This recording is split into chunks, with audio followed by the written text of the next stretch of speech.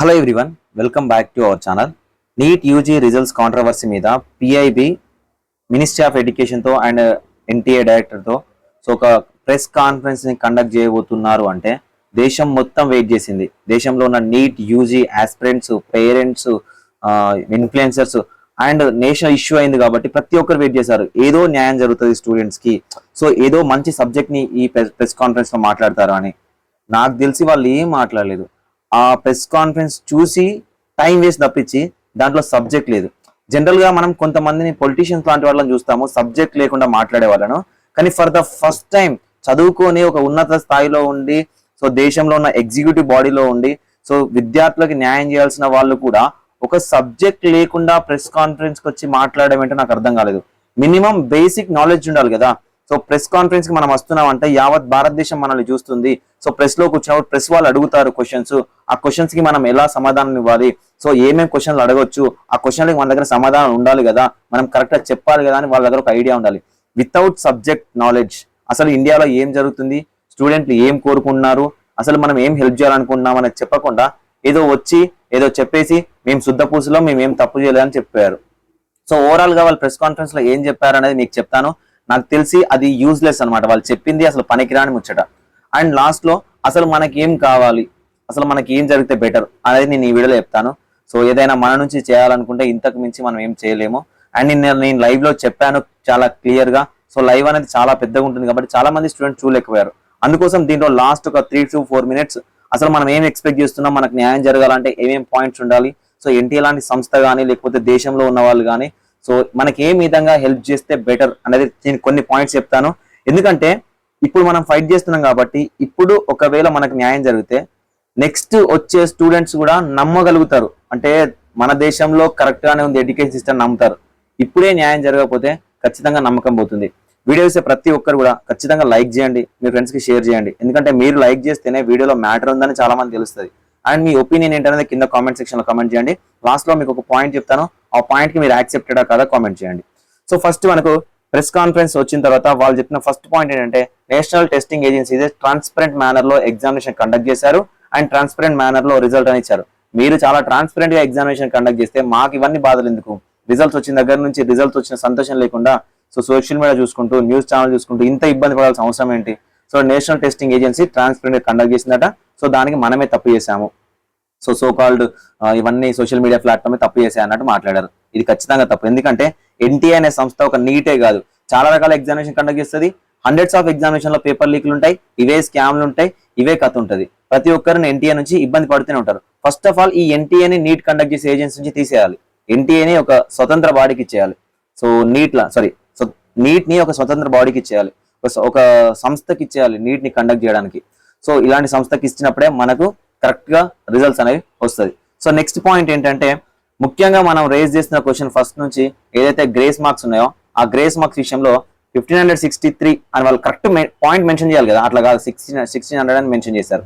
So 1600 students ఎవరైతే ఉన్నారో వాళ్ళు ఒక 6 సెంటర్స్ లో అలాట్ చేశామో వాళ్ళకి పేపర్ లీక్ అయింది, ఒక పేపర్ కి బదులు ఇంకొక పేపర్ ఇచ్చారు. సో వాళ్ళందరూ కోర్టుకి వెళ్ళడం వల్ల సో ఆ కోర్టుకి వెళ్ళినప్పుడు ఎన్టీ ఏం చెప్పిందంటే ఒక కమిటీని వేస్తాము, ఆ కమిటీ ఇచ్చేదాన్ని బట్టి మేము మీకు రెస్పాండ్ అవుతామని చెప్పారు. ఆ కమిటీ ఏం చెప్పింది అని అంటే ఆ కమిటీ అంట సో సుప్రీంకోర్టు ఆర్డర్ ఉంది కదా 513 ఆఫ్ 2018 ఆర్డర్ ఉంది కదా.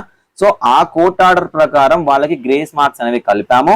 అందులో ఒక స్టూడెంట్ ఎన్ని క్వశ్చన్స్ అటెంప్ట్ చేశాడు, ఎన్ని క్వశ్చన్స్ రాంగ్ చేశాడు అనే దాన్ని బేస్ చేసుకొని మేము క్వశ్చన్స్ ని గ్రేస్ మార్క్స్ ని యాడ్ చేసామని చెప్పారు. సో దీని తర్వాత కొంతమంది ఏం అడిగారంటే సో కరెక్టే గ్రేస్ మార్క్స్ యాడ్ చేశారు కదా, ఆ సుప్రీంకోర్టు ఆర్డర్ అనేది మెడికల్ కి అండ్ ఇంజనీరింగ్ కి లేదు కదా అని అడిగితే దానికి ఆన్సర్ చెప్పలేదు. సరే అదొక పక్కన పెడదాం, కేటగిరీ అనే విషయంలో మనం కూడా మాట్లాడుకున్నాం కాబట్టి అదొకటి పక్కన పెడితే ఇంకొక క్వశ్చన్ ఏంటంటే ఇంకొక రిపోర్ట్ అడిగారు ఎన్ని గ్రేస్ మార్క్స్ కలిపారు, ఎన్ని గ్రేస్ మార్క్స్ కలపలేదు. అంటే ఎన్టీఏ ఏదైతే ఒక నోటీస్ రిలీజ్ చేసిందో ఆ నోటీస్ ని ప్రెస్ కాన్ఫరెన్స్ లో కూర్చొని చదివినట్టు అనిపించిందండి నాకైతే. ఇప్పుడు మినిమం బేసిక్ నాలెడ్జ్ ఉండాలి కదా. సో ఒక ప్రెస్ కాన్ఫరెన్స్ కి వచ్చినప్పుడు ప్రెస్ కాన్ఫరెన్స్ అయిపోయిన తర్వాత మేము ఈ లిస్ట్ ఇస్తామని చెప్పాలి కదా. ఏదైతే 1563 మంది స్టూడెంట్స్ ఉన్నారో ఇందులో ఎవరు, స్టూడెంట్ నేమ్ ఏంటి, రూల్ నెంబర్ ఏంటి, ఎగ్జామినేషన్ సెంటర్ ఏంటి, ఆ సెంటర్ లో ఆ స్టూడెంట్స్ రావాల్సిన క్వశ్చన్ పేపర్ దేనికి బదులు ఏదొచ్చింది, హిందీకి బదులు ఇంగ్లీష్ వచ్చిందా, ఇంగ్లీష్ బదులు హిందీ వచ్చిందా, ఎంఎన్ఓపి బదులు క్యూఆర్ఎస్టీ వచ్చిందా, ఏది వచ్చింది, వాళ్ళకి ఎంత టైం అనేది లాస్ట్ అయింది. ఒక సెంటర్ లో ఒక రూమ్ లో ఎంత టైం అనేది లాస్ట్ అయింది. ఒక లాస్ట్ అయింది ఫర్ ఎగ్జాంపుల్ అయింది అనుకుందాం, ఒక సర్టెన్ టైం లాస్ట్ అయింది అనుకుందాం. ఆ సర్టెన్ టైం అనేది లాస్ట్ అయితే ఆ పర్టికులర్ స్టూడెంట్స్ ఎన్ని క్వశ్చన్స్ అటెంప్ట్ చేశాడు, ఎన్ని రాంగ్ అయ్యాయి, దాంట్లో ఎన్ని కరెక్ట్ అయ్యాయి, దానికి మీరు ఏ నార్మలైజేషన్ మెథడ్ ని యూజ్ చేశారు, ఏ నార్మలైజేషన్ మెథడ్ ని యూజ్ చేస్తే మినిమం మార్క్స్ వచ్చాయి అండ్ మాక్సిమం మార్క్స్ వచ్చాయి. జస్ట్ ఒక పీడిఎఫ్ లాంటిది రెడీ చేసుకోలేకపోయారా 1563 మంది స్టూడెంట్స్? ఎందుకంటే వాళ్ళు ఎంత సింపుల్ గా చెప్తున్నారంటే కౌన్సిలింగ్ జరుగుతుందా సార్ అంటే 1600 మంది స్టూడెంట్స్ కోసం కౌన్సిలింగ్ ఆపుతామా, యథావిధిగా జరుగుతుంది అన్నట్టు మాట్లాడారు. యథావిధిగా జరుగుతుంది అన్నప్పుడు మీరు ట్రాన్స్పరెంట్ గానే కండక్ట్ చేసినప్పుడు ఈ 1600 మంది స్టూడెంట్స్ యొక్క డేటా పబ్లిక్ లోకి పెట్టేస్తే అయిపోతుంది కదా, పబ్లిక్ లోకి పెట్టలేదు. సో ఇవన్నీ జరిగినాయి అంటే వాళ్ళు చెప్పినవి అన్ని ఇవే, ఇంతకు మించి ఇంకే అందులో మెయిన్ గా మాట్లాడుకోవడానికి ఏం లేవు. అండ్ లాస్ట్ లో ఒక మాట చెప్పారు, ఈ 1563 మెంబర్ స్టూడెంట్స్ ఎవరైతే ఉన్నారో వీళ్ళకి సంబంధించి 4 మెంబర్ కమిటీ అనేది ఒకటి ఫామ్ చేస్తాము. ఈ 4 మెంబర్ కమిటీ అనేది 2-3 డేస్ లో మాక్సిమం ఒక 1 వీక్ లో ఏదైతే రిప్లై ఇస్తుందో దాన్ని బట్టి ఈ స్టూడెంట్స్ కి రీనీట్ కండక్ట్ చేయాలా వద్దా అనేది చెప్తాము అని చెప్పారు. కానీ యావత్ భారతదేశంలో మహారాష్ట్ర ఆపోజ్ చేస్తుంది, కేరళ ఆపోజ్ చేస్తుంది, తమిళనాడు ఆపోజ్ చేస్తుంది, ఫర్ ఎగ్జాంపుల్ తెలంగాణ నుంచి ఆపోజిషన్ వస్తా ఉన్నది. సో ఏం చేస్తారు, మాకు ఒక న్యాయం చేయంటారా బాబు, అసలు నీట్ ఎగ్జామినేషన్ కరెక్ట్ జరగలేదని ఆపోజిషన్ వస్తున్నప్పుడు సో కంప్లీట్ గా మేము ఒక కమిటీని వేసాము, ఆ కమిటీ 1600 మంది స్టూడెంట్స్ కోసమే వర్క్ చేస్తుంది, ఏమైనా జరిగిందా అని చూస్తుంది. అండ్ ఒక మెయిన్ ఇంపార్టెంట్, పేపర్ లీక్ ఎక్కడ జరగలేదంట, మరి బీహార్ లో పాట్నాలో పేపర్ లీక్ అయింది అని అక్కడ ఎస్పీ గారు ఎవరైతే ఉన్నారో వాళ్ళు పేపర్ నోటీస్ ఇవ్వడం ఏంది, దాని మీద ఒక సిట్ ని ఫామ్ చేయడం ఏంది, ఎంక్వైరీని చేయడం ఎందుకు, మరి పేపర్ లీక్ అవ్వలేదు అన్నప్పుడు ఎంక్వైరీ లాంటి చేయాల్సిన అవసరం లేదు కదా. సో ఇవే పాయింట్స్ అండి. ఆ రీనీట్ విషయంలో మాత్రం వాళ్ళు ఏం చేస్తారంటే 1600 మంది స్టూడెంట్స్ కి సంబంధించి మళ్ళీ డేటా వెరిఫై చేస్తాం, వాళ్ళకి ఎగ్జామినేషన్ కండక్ట్ చేస్తామా లేదా అని మాత్రమే చెప్పారు. ఇంతకు మించి దాంట్లో ఏం లేదు, పనికి రాని ప్రెస్ కాన్ఫరెన్స్ మీమ్స్. మొత్తానికైతే ఎన్టీఏ శుద్ధ పూసలు రాబాయ్ అని చెప్పారు. ఓకేనా. సో ఇప్పుడు ఫస్ట్ పాయింట్ మాట్లాడుకుందాం, స్టూడెంట్స్ రేజ్ చేసే క్వశ్చన్. ఆయనకి ఎందుకంటే ఇది ఎందుకు చాలా బలంగా లేదంటే స్టూడెంట్స్ లోనే 2 వర్గాలు ఉంటాయండి. ఒకళ్ళు రీనీట్ కావాలనుకునే వాళ్ళు, సో రీనీట్ వద్దు రీవాల్యుయేషన్ కావాలనుకునే వాళ్ళు. ఈ 2 టాపిక్స్ మనం మాట్లాడుకుందాం. రీనీట్ అనేది ఎవరి చేతిలో ఉండదండి. ఓకేనా. ఒకటి ఎన్టీఏ తనకు తానుగా కండక్ట్ చేసే అవకాశం కూడా ఉండదు. సో ఎన్టీఏ కండక్ట్ చేయాలంటే ఒకటి గవర్నమెంట్ అప్రూవల్ ఉండాలి, 2 సుప్రీంకోర్టు ఆర్డర్ ఉండాలి. ఈ 2 జరిగితేనే రీనీట్ అనేది పాసిబుల్ అవుతుంది. ఓకేనా. సో రీనీట్ అవుతుందా లేదా అనేది మన పరిధిలో లేదు. దీని గురించి నేను కూడా ఎక్కువగా మాట్లాడలేను, ఎందుకంటే మీరు నెగిటివ్ కామెంట్ చేయాల్సిన అవసరం లేదు. మేము ఒక సైడ్ ఉండి మాట్లాడలేము, అసలు మనకు ఏది జరగాలనేది మాట్లాడుకోవాలి. సో రీనీట్ అనేది మన చేతిలో లేని పని ఉంటుంది. అంటే ఎన్టీఏ చేతిలో కూడా ఉండాలంటే ఎన్టీఏ ఖచ్చితంగా గవర్నమెంట్ పర్మిషన్ తీసుకోవాలి. సో ఆల్ ఆఫ్ సడన్ గా మేము కండక్ట్ చేస్తాం అనడానికి కూడా ఉండదు, లేదా సుప్రీంకోర్టు ఆర్డర్ తెచ్చుకోవాలి. సో సుప్రీంకోర్టులో ఖచ్చితంగా రిట్ పిటిషన్స్ అనేవి ఫైల్ అవుతున్నాయి. రేపటి నుంచి ఖచ్చితంగా యావత్ భారతదేశం నుండి రిట్ పిటిషన్స్ ఫైల్ అవుతాయి. సో ఎంతవరకు వెళ్తుందని మనం చూద్దాం. కౌన్సిలింగ్ అనేది కండక్ట్ చేస్తారా అని మాట్లాడితే 1600 మంది స్టూడెంట్స్ కోసం కౌన్సిలింగ్ ఆపలేం కదా, ముందుకు వెళ్తుంది అని చెప్పారు. అది ఎలా పాసిబుల్ అనేది అర్థం అవ్వట్లేదు. ఓకేనా. సో ఇప్పుడు మనకేం కావాలని మాట్లాడుకుందాం. సో రీనీట్ అనేది మన పాయింట్ లో లేదు కాబట్టి సో రీనీట్ అనే అంశాన్ని కొంచెం పక్కన పెట్టేసి, నేను మీకేం యాంటీ కాదు, కొంచెం పక్కన పెట్టేసి నేను నిన్న లైవ్ లో కొన్ని పాయింట్స్ చెప్పాను. ఆ పాయింట్స్ మీద నన్ను కొంతమంది అప్రోచ్ అయ్యారు, కరెక్ట్ గానే ఉన్నాయి సార్, దీని మీద ఏమన్నా చేయడానికి ఉంటుందా అని. కొన్ని పాయింట్స్ చెప్తాను చూడండి. కొన్ని పాయింట్స్ ఏంటంటే నేనేమనుకున్నా అంటే రీవాల్యుయేషన్, మళ్ళీ రీవాల్యుయేషన్ చేస్తే బెటర్. ఎందుకంటే తప్పులు జరిగినాయా లేకపోతే మీరు ఇంకెక్కడైనా ప్రాబ్లం ఫేస్ చేసారా, రీవాల్యుయేషన్ చేసి రిజల్ట్ ఇవ్వడం బెటర్. రిజల్ట్ ఎందుకంటే అంత ఫాస్ట్ రిజల్ట్ ఇవ్వాల్సిన అవసరం లేదు. ఆదరా మనకి ఏదైతే యావత్ భారతదేశం నేషనల్ కి సంబంధించి పాలిటిక్స్ రిజల్ట్స్ వస్తుంటే అంత ఫాస్ట్ గా ఇవ్వాల్సిన అవసరం లేదు. ఎన్టీఏ కూడా ఏం చెప్తుందంటే మేము ఇస్తాము, మా దగ్గర అంత కెపాసిటీ ఉంది, ఫాస్ట్ గా ఇచ్చేంత కెపాసిటీ మా దగ్గర ఉంది అని చెప్తున్నారు. మా దగ్గర అన్ని సర్వర్స్ ఉన్నాయి, మెయింటైన్ చేస్తున్నాం, మేము ట్రాన్స్పరెన్సీ మెయింటైన్ చేస్తామని అంత ఫాస్ట్ చెప్తుంది కదా. సో 2-3 క్వశ్చన్స్ మనం అడుగుదాం. రిజల్ట్ ఇవ్వండి, అంత ఫాస్ట్ ఉంది కాబట్టి రిజల్ట్ ఇవ్వాలని ట్రై చేయండి, రీవాల్యుయేషన్ చేయండి మళ్ళీ. సో సెకండ్ పాయింట్, మేము నమ్మాలన్నా అంటే 2024 బ్యాచ్ వాళ్ళు మళ్ళీ రిజల్ట్ అయినా లేకపోతే ఎగ్జామినేషన్ కండక్ట్ చేసినా, సో ఒకవేళ మీరు ఇచ్చే రిజల్ట్స్ ని నమ్మాలి అన్నప్పుడు మీరు పబ్లిక్ డొమైన్ లో అందరి రిజల్ట్ అనేది పెట్టాలి. సో ప్రెస్ కాన్ఫరెన్స్ లో నేను మాత్రం ఈ మాట వస్తుందని ఎక్స్పెక్ట్ చేశాను. ప్రతి ఒక్క డేటానే మేము పబ్లిక్ లోకి వదిలేస్తాం. ఏ స్టేట్ కి సంబంధించి ఆ స్టేట్ కి హార్డ్ కాపీస్ ఇవ్వడం కాదు. ఒక సైట్ ని డిజైన్ చేయండి, ఒక సైట్ ని డిజైన్ చేసి ఇప్పుడు మీరు సైట్ ని డిజైన్ చేస్తేనే నెక్స్ట్ వచ్చే బ్యాచెస్ కూడా మిమ్మల్ని నమ్ముతాయి. సో కండక్ట్ చేసే ప్రతి ఎగ్జామినేషన్ నమ్ముతాయి. ఎందుకు ఇవ్వలేరు? మెరిట్ లిస్ట్ 13 లక్షల మంది ప్లస్ స్టూడెంట్స్ ఉన్నారు కదా, వీళ్ళ యొక్క డేటా అనేది పబ్లిక్ లోకి ఇచ్చేసేయండి, ఎవరైనా యాక్సెసిబుల్ గా ఉండే విధంగా ఇచ్చేసేయండి. దాంట్లో ఏముంటుందో చెప్పండి. ఒకటి నేట్ రోల్ నెంబర్, ఓకేనా, అప్లికేషన్ నెంబర్, ఒకటి నేము, మార్కులు, స్టేట్ ఆఫ్ ఎలిజిబిలిటీ, అంతే కదా. సో ఈ మార్కులు డిస్ప్లే చేయండి, పబ్లిక్ డొమైన్ లోకి డిస్ప్లే చేయండి.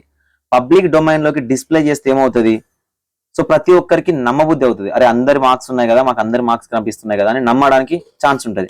కేవలం రిజల్ట్ ఇస్తేనే నమ్మడానికి ఛాన్స్ ఉంటుందా అంటే కాదు. రిజల్ట్స్ తో పాటు ఓఎంఆర్ షీట్స్ ఇవ్వాలి, స్కానర్డ్ ఓఎంఆర్ షీట్స్ అనేవి ఇవ్వాలి. ఎందుకు ఇవ్వరు? ఇప్పుడు ఓఎంఆర్ షీట్ ఉంది, మేము చూసాము ఓఎంఆర్ షీట్ లో. సో ఓఎంఆర్ షీట్ లో ఏం లేదండి.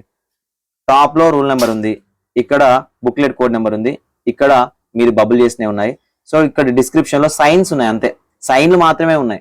సో దీంట్లో మీ పర్సనల్ డేటా ఏముంది చెప్పండి. ఇక్కడ రూల్ నెంబర్ ఉంది, పబ్లికే కదా, యాక్సెసిబులే కదా, సో ఇవ్వచ్చు. మీరు ఎప్పుడైతే రిజల్ట్ కండక్ట్ చేస్తారో, పోనీ రీనీట్ కండక్ట్ చేసినా కూడా అందరి రిజల్ట్స్ పబ్లిక్ డొమైన్ లోకి రావాలి. సెకండ్, ఓఎంఆర్ షీట్స్ అనేవి కంప్లీట్ గా పబ్లిక్ డొమైన్ లోకి రావాలి. వీడియోస్ అవ్వాలి. మీరు చెప్పండి, మీ డేటా పబ్లిక్ లోకి వస్తే ఏమన్నా నష్టమా? నష్టమైతే కాదు కదా. ఎందుకంటే పబ్లిక్ లోకి ఓఎంఆర్ షీట్ వచ్చినా నష్టం లేదు. అలాంటప్పుడు ఏమవుతుందంటే మనం ఎక్కడెక్కడ మనకు తప్పు అనిపించిందో, ఎవరి మార్క్స్ అనేవి మనకు రాంగ్ అనిపిస్తున్నాయో వాళ్ళ మార్క్స్ అనేవి మనం క్యాలిక్యులేట్ చేసుకుని కూడా చూసుకోవచ్చు, పబ్లిక్ డొమైన్ లోకి వచ్చేస్తాయి. సో కాబట్టి దీనికి మా డాటాని పబ్లిక్ లోకి పెట్టండి అని యావత్ భారతదేశంలో స్టూడెంట్స్ అందరూ ఎన్టీఏని అడగొచ్చు, ఎన్టీఏని క్వశ్చన్ చేయొచ్చు. ఎన్టీఏ ఒక రిప్రజెంటేషన్ ఇవ్వండి, మేమే యాక్సెస్ ఇస్తున్నాము, మేమే మీకు పర్మిషన్ ఇస్తున్నాము.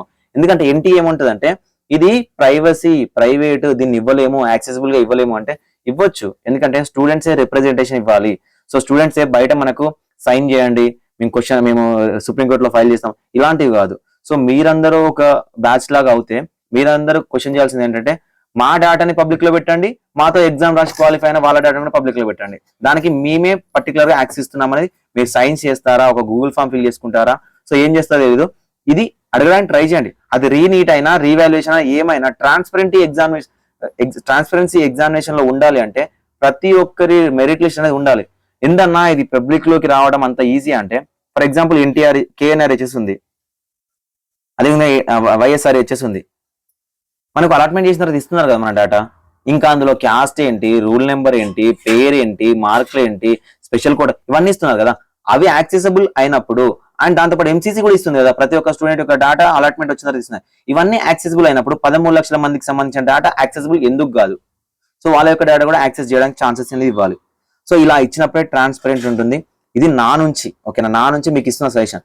సో దీని మీద మీరందరూ స్టూడెంట్స్ కానీ ఎవరైనా ఫైట్ చేయాలనుకుంటే, పర్ఫెక్ట్ క్వశ్చన్స్ తో గవర్నమెంట్ కానీ ఎన్టీఆర్ని ఫైల్ చేయాలనుకుంటే, సో సైన్స్ చేస్తా ఉన్నారు, సైన్ చేయండి పిటిషన్ చేస్తామని.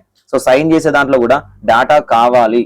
ప్రెస్ కాన్ఫరెన్స్ లో కూడా వాళ్ళు చెప్తే అయిపోయేది, అందరి మెరిట్ లిస్ట్ అనేది మేము రిలీజ్ చేస్తాం, కావాలంటే చెక్ చేసుకోండి, మేము ట్రాన్స్పరెంట్ మెన్షన్ చేస్తాం, మా దగ్గర ఓఎంఆర్ షీట్స్ అవి కూడా ఇస్తాం, కావాలంటే యాక్సెస్ తీసుకొని చూసుకోండి అన్నప్పుడు ప్రతి ఒక్కరు నమ్మేవాళ్ళు కదా. సో కాబట్టి ఏది జరిగినా ఈ సంవత్సరంలో ఫైట్ చేస్తేనే నెక్స్ట్ వచ్చే బ్యాచెస్ కి న్యాయం జరుగుతుంది. సో ఏదైనా పబ్లిక్ డొమైన్ లోకి వస్తేనే మనకు న్యాయం జరగడానికి ఛాన్సెస్ ఉంటుంది. ఎవరైనా మీరు చూసే వాళ్ళు లాయర్స్ వాళ్ళు ఉంటే సో దీన్ని ఫైల్ చేయొచ్చా, ఎన్టీఏ నుంచి డేటా తీసుకోవచ్చు, ఎన్టీఏ నుంచి డేటా తీసుకోవచ్చు, ఆర్టీఐ నుంచి తీసుకోవచ్చు. కానీ ఆర్టీఐ రిజల్ట్ రావడానికి 1 month టైం పడుతుంది. నెంబర్ ఆఫ్ రిక్వెస్ట్ ఎక్కువ అనుకోండి ఇంకా లేట్ అవుతుంది. సో ఆర్టీఐ నుంచి కాదు, ఏదైనా లీగల్ గా వెళ్తే ఫాస్ట్ గా ఎన్టీఏ మనకు డేటా ఇస్తుందా, చాలా ఫాస్ట్ గా ఇస్తుందా? సో ప్రతి ఒక్క ఓఎంఆర్ షీట్ యాక్సెసిబుల్ చేసుకోవడానికి ఛాన్సెస్ ఉంటాయా? సో మనమే కూడా యాక్సెస్ ఇవ్వమని చెప్తున్నప్పుడు స్టూడెంట్స్ అందరం కూడా, స్టూడెంట్స్ కానీ పేరెంట్స్ కానీ మా డేటా యాక్సెస్ ఇవ్వండి, సో మాతో ఎగ్జామినేషన్ రాసిన వాళ్ళ డేటా కూడా యాక్సెస్ ఇవ్వండి. అలాంటి కేసెస్ లో మాత్రమే మనకు జెన్యూన్ రిజల్ట్ వచ్చిందని నమ్మడానికి ఛాన్స్ ఉంటుంది. ఇది నా నుంచి, మన ఛానల్ నుంచి నేను మీకు ఇస్తున్న సజెషన్. ఒకవేళ ఇది మీకు అనిపించింది, బాగా అనిపించింది, సో సజెషన్ మీకు మంచిగా అనిపించింది అంటే సో కమెంట్ సెక్షన్ లో కమెంట్ చేయండి, బాగా మీకు నచ్చిందా లేదా అని. లేకపోతే మీరు ఇంకేమైనా సజెషన్స్ ఇవ్వాలనుకుంటే అవి కూడా నోట్ చేసి పెట్టండి. వీలైతే వీడియోని షేర్ చేయండి, ఈ పర్టికులర్ పొజిషన్ లో ఈ సజెషన్ ఓకే అని. ఇప్పుడు మనము ఆల్మోస్ట్ 90,000+ మెంబర్స్ ఉన్నామండి ఆంధ్రప్రదేశ్ లో. 90,000 మెంబర్స్ ప్లస్ లో అట్లీస్ట్ 50,000 మంది స్టూడెంట్స్ అయినా మా డేటా యాక్సెస్ కి ఇవ్వండి, మాతో పాటు ఎగ్జామ్ రాష్ట్రంలో ప్రతి ఒక్క డేటా యాక్సెస్ ఇవ్వండి, పబ్లిక్ డొమైన్ లో పెట్టండి అని ఒక రిప్రజెంటేషన్ ఇస్తే పోయేది ఏముంది? అది మన గవర్నమెంట్ నుంచి, 2 ఫామ్ అయిన గవర్నమెంట్స్ నుంచి కూడా ఇచ్చినా కూడా పర్లేదు. ఎందుకంటే పబ్లిక్ లోకి వచ్చేస్తుంది కదా అన్న. Andhra Pradesh qualify list, Telangana qualify list వస్తుంది, తెలంగాణ క్వాలిఫై లిస్ట్ వస్తుంది, ఆంధ్రప్రదేశ్ క్వాలిఫై లిస్ట్, మహారాష్ట్ర, అన్ని స్టేట్లకు సంబంధించిన క్వాలిఫై లిస్ట్ వస్తుంది. కానీ అది కంప్లీట్ గా ఒక పబ్లిక్ డొమైన్ లో యాక్సెసిబుల్ గా ఉండాలి. సో ప్రతి స్టేట్ కి వెళ్ళి ఆ పీడిఎఫ్ అట్లా కాదు, యాక్సెసిబుల్ గా ఉండాలి, విత్ ఓఎంఆర్ షీట్స్ ఉండాలి. అలాంటప్పుడే మనకు నిజంగా న్యాయం జరగడానికి ఛాన్స్ అనేది ఉంటుంది. సో ఇక రీనీట్ అంటారా, అది గవర్నమెంట్ తీసుకునే డెసిషన్ బట్టి ఉంటుంది. ఒకవేళ అది పాసిబుల్ అవుతే సో దానికి సంబంధించి ఏమైనా అప్డేట్స్ ఉంటే ఛానల్ నుంచి ప్రొవైడ్ చేస్తాను. Thank you for watching this video.